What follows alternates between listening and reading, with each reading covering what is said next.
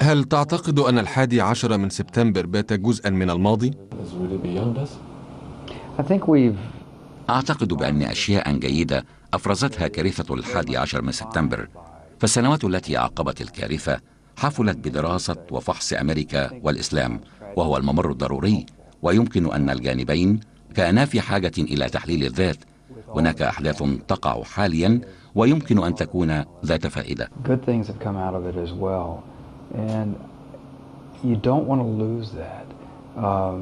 And it's hard to acknowledge that that maybe we've benefited, but I think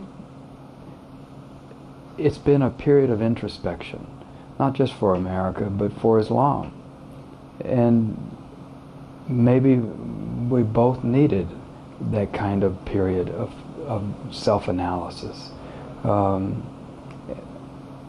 I wouldn't if I could change history and take 9/11 out of it, I would certainly do that. But on the other hand, there are things that I see happening now that I think are good that have come out of it. مثلا? Give us some examples. Well, speaking from an American point of view, I think we've moved past the unilateral period of our history. من نظرة أمريكية فإنه بعد سقوط الشيوعية وانفراد أمريكا بكونها القوة العظمى الوحيدة، فإنه كان يوجد خياران. الأول والذي لجأ له جورج بوش الأب بالتنسيق بين دول العالم، أو بأن تدمر العالم مثلما فعل جورج بوش الابن، وهي الفترة التي أعتقد بأنها ذهبت بلا رجعة. Coordinate other countries to work with you the way the first George Bush did, for instance. Or you can stand by yourself and tell the world what to do, which is very much what the second George Bush did. I think we're finished with that period. And I think we're moving into a much more global stage in our history. وأظن بأننا دخلنا مرحلة من التعاون العالمي يمثل خلالها باراك أوباما ما نصبو إليه. وأظن أننا لم نكن لنصل لهذه المرحلة من دون 11 من سبتمبر. He's a much more worldly figure and historically a unique one. Right. I think that change came about. I don't think it would have happened now had it not been for 9/11. And I think he's challenging for other cultures. I remember. أتذكر قبل عام من انتخاب أوباما أن قال لي صديق يرأس تحرير صحيفة مهمة في العالم العربي إن الأمريكيين لن ينتخبوا رئيسا أسود. وسألته كيف عرفت ذلك؟ فقال لأننا نحن العرب لن نفعل ذلك. لقد كان الرجل أوباما يمثل تحديا لتصورات ثقافات عديدة. You know, he poses a challenge. Right. To the perceptions of a lot of cultures. Which brings me back to our part of the world, to the region.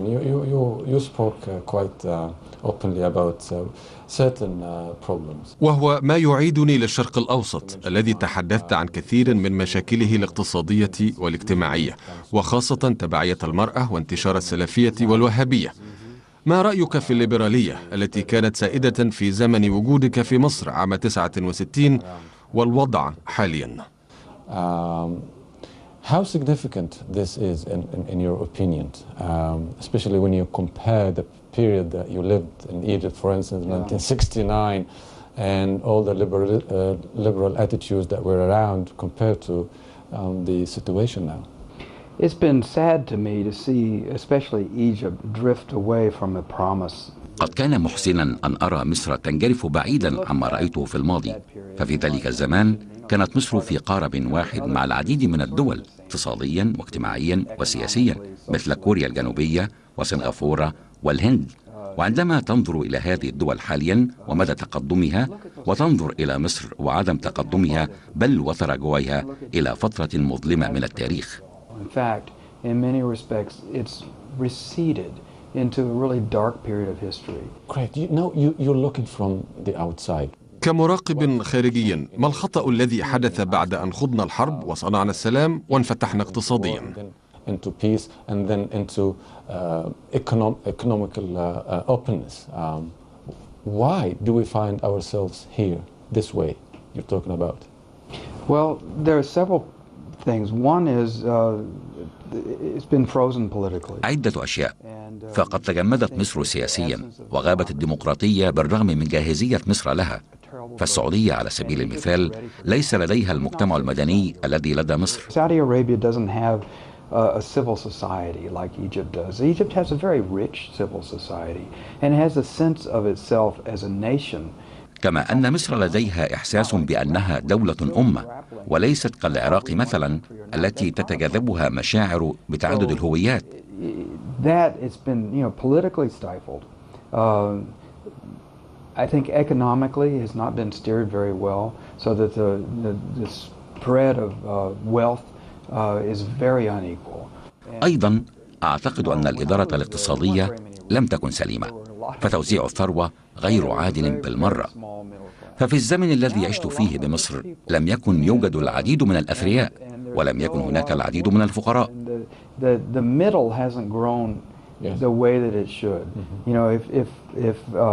If there were an economic ولكن نمت الطبقة الوسطى بالشكل الذي يجب عليه، وهو الأمر الذي كان واجبا دعمه، وقد أدى ذلك للتحول للأسلمة، وهو ما أضر بالحياة السياسية. فالإسلام ليس الحل بالمفهوم السياسي. I think in part because it's been so politically stifled, this turn towards Islamism, I think has been very damaging to the political health of the country. And because Islam is not the solution in a political sense. That phrase by itself doesn't get you anywhere. It doesn't fix the potholes. It doesn't get your daughter an education. It doesn't get you a job. The whole taking all of those political arguments down to that phrase, I think has been a loss. And Egypt has experimented with, socialism, with communism, with half-baked capitalism, yes. But what it really needs is an open, free political system. Okay. Where do you see عند نقطة معينة حاول جورج بوش الصغير إملاء الديمقراطية والحريات المدنية، في حين يبدو أن لدى أوباما موقفا مختلفا. فمن موقفه أفضل من الآخر؟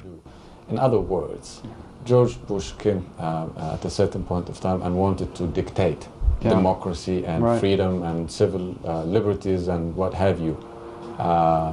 But Obama seems to have a completely different attitude. Which is better? See, I think that Bush deserves a little more credit. أعتقد بأن بوش يستحق قدرا من التقدير والفضل لمحاولته الدفع بالديمقراطية في مصر، وهو الأمر الذي لم يحدث. فما حدث في العراق جعل الأمريكيين على وعي بأن مثل ذلك لن يؤدي إلى أي شيء.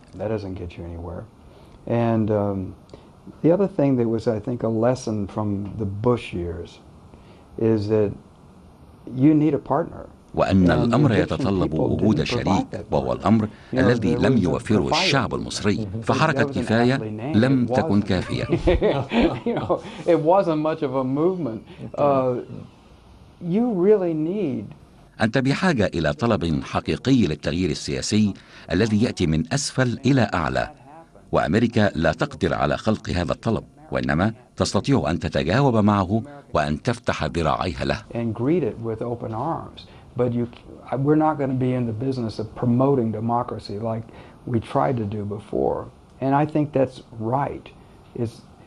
It's going to be a matter for the Egyptian people to take on their own shoulders. Right. Larry, let's go back to what you're busy doing now. دعني أعود إلى الفيلم الوثائقي الذي أوشكت على الانتهاء منه، المستوحى من مسرحية لك عرضت في نيويورك. هل لك أن تزيدنا عما تأمل في تحقيقه منه؟ Tell us a little bit about it and what you're hoping to achieve with it. Well, this is it's called My Trip to Al-Qaeda, and it's اسم الفيلم رحلتي للقاعدة. فبعد نشر كتابي سئلت من الكثيرين كيف شعرت أثناء الحديث لهؤلاء الناس، وقد شعرت بالحاجة شخصيا لكي أبحث عن إجابات هذه الأسئلة، وهو ما سيؤدي بدوري إلى إيضاح كيف أدت هذه الأحداث لتغييرنا في أمريكا. And it seemed like a play was kind of natural way of having a conversation that we hadn't really had in this country at that point about what had happened to it.